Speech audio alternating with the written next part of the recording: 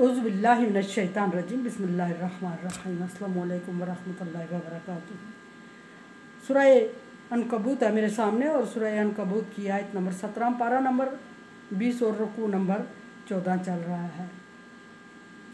आयत नंबर 15-16 से अल्लाह तबारक व तआला ने इब्राहीम अलैहिस्सलाम को जिक्र फरमाया और इब्राहीम अलैहिस्सलाम की चंद बातें जिक्र फरमाया कि इब्राहीम अलैहिस्सलाम ने दावत तौहीद दी अपनी कौम को और फरमाया कि सिर्फ अल्लाह की इबादत करो और उसी से डरते रहो, ये तुम्हारे लिए बेहतर है अगर तुम समझ शऊर रखते हो, कुछ इल्म रखते हो। तो अब इब्राहीम अलैहिस्सलाम की कौम मुशरिक थी, बात जिक्र हो चुकी है और इब्राहीम अलैहिस्सलाम के बाप भी उस मुशरिक कौम का हिस्सा थे।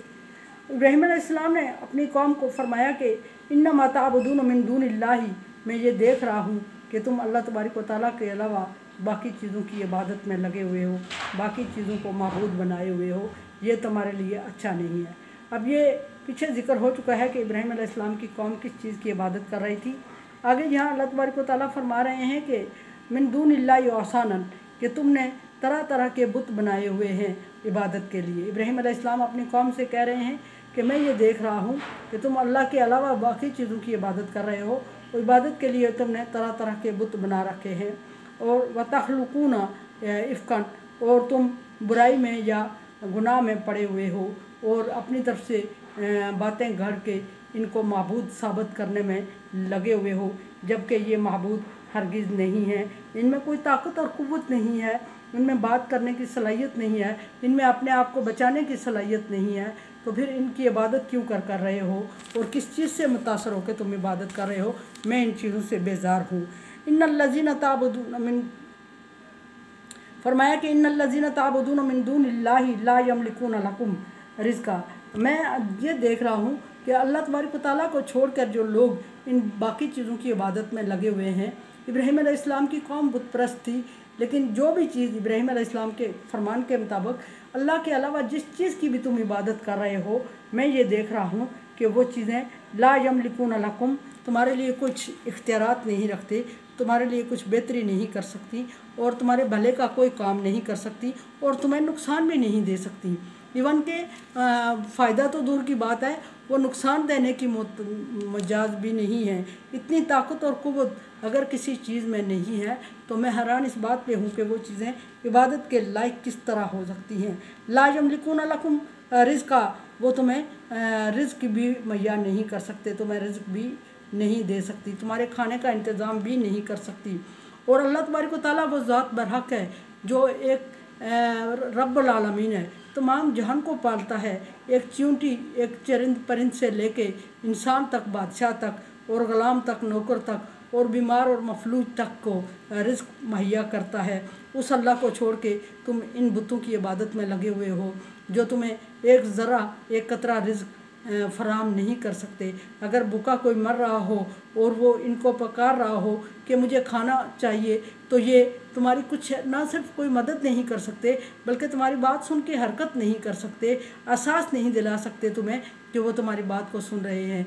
फिर इनकी इबादत क्यों कर रहे हो और क्यों कर अपना वक्त भी ज़ाया कर रहे हो और इन बेजान चीज़ों की मूर्तियों की इबादत में क्यों लगे हुए हो। फब्तगू इंदल्लाहि रिज़्क़ा, और जब कोई मुश्किल वक्त आती है, जब कहत आता है, जब तुम्हारे पास रिज़्क़ ख़त्म हो जाता है किसी वजह से, उस ज़माने में लोग तिजारत किया करते थे और तिजारत के लिए दूर दराज जाके रिज़्क़ मुहैया किया करते, लाया करते थे और काफ़िलों की सूरत में जाया करते थे। और जब उनके पास रिज़्क़ ख़त्म हो जाता किसी एक वक्त से पहले, एक ख़ास वक्त रखा हुआ था उन्होंने, काफ़िलों के लुटने का डर होता था और एक ख़ास वक्त रखा हुआ था जिस वक्त में वो सारे जमा होके काफ़िले की सूरत में तिजारत के लिए जाया करते थे। और उस ख़ास वक्त से पहले अगर किसी के घर से अनाज ख़त्म हो जाता तो वो मुश्किल में पड़ जाता था, क्योंकि और कोई ज़रिया तो उसके अनाज का हासिल करने का था नहीं। वही एक तिजारत थी, दूर दराज मुल्कों में जाके तिजारत करके लाते थे खाने पीने को कुछ। अगर वो ख़त्म हो जाता तो मुश्किल पड़ती उनको। और ये फिर नबी सल्लल्लाहु अलैहि वसल्लम के दौर में जाके तिजारत मक्के में पनपने लगी और बढ़ने लगी। सूरह कुरैश के नज़ूल اسی پر ہے۔ فرمایا کہ ابراہیم علیہ السلام نے کہ جب رزق چاہیے ہوتا ہے تمہیں یہ رزق کا اختیار نہیں رکھتے، اور جب تمہارے پاس رزق ختم ہو جاتا ہے یا کم پڑ جاتا ہے تو تم وابتغوا عند اللہ رزق، اللہ تبارک و تعالیٰ سے رزق طلب کرتے ہو، رزق مانگتے ہو۔ جب قحط سالی آ جاتی تو اللہ سے دعا کرتے، یا کسی نیک بندے سے، یا جو بندہ انہیں توحید باری تعالیٰ کی طرف دعوت دے رہا ہوتا، اس وقت اس کے پاس آتے اور کہتے کہ اپنے رب سے دعا کر کہ وہ قحط کو ختم کرے، بارشیں برسائے اور ہمارے لیے رزق مہیا کرے۔ لٹنے کا ڈر ہوتا کسی قافلے کو، اور پھر اس نیک بندے کے پاس جو انہیں توحید باری تعالیٰ کی طرف دعوت دے رہا ہوتا تھا اس کی طرف جاتے اور کہتے کہ ہم تجارت کے لیے جا رہے ہیں اور رزق کا سوال ہے، تو اپنے رب سے دعا کر کے وہ ہمیں محفوظ لے آئے۔ یہ باتیں تو اللہ سے مانگتے تھے، رزق اللہ سے طلب کرتے تھے۔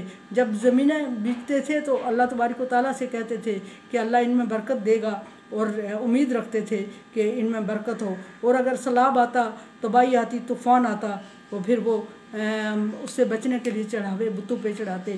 جب رزق کی فراوانی ہو جاتی تو اس میں سے عشر اور زکوٰۃ نکالتے تو اپنے بتوں کا حصہ نکالتے۔